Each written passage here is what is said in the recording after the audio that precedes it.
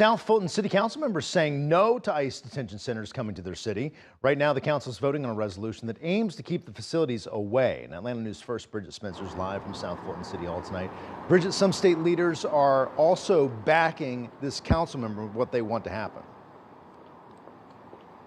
Right, Blair. So state senators Jaha Howard as well as Senator Rayshawn Kemp are backing this South Fulton City Councilwoman behind this measure that they're taking up right now. Now, this was all brought on by Councilwoman Helen Willis. She sponsored the resolution focusing on ways to keep immigration and customs enforcement from establishing any detention centers in South Fulton. Now, one of the ways the resolution outlines is by promising to use their zoning code to keep the agency away.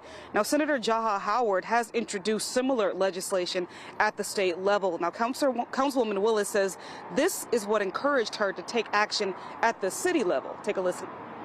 And there's no consideration that we know of, but we also know ICE don't tell us when they come into municipalities. But that's not a development that we desire in this community.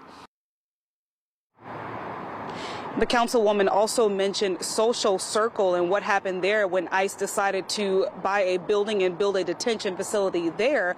We also spoke with Senator Jaha Howard about this. You're going to hear more from him, and we're going to go inside and listen to what happens with this vote and bring you the results here on Atlanta News First. For now, we're live in South Fulton. Bridget Spencer, Atlanta News First.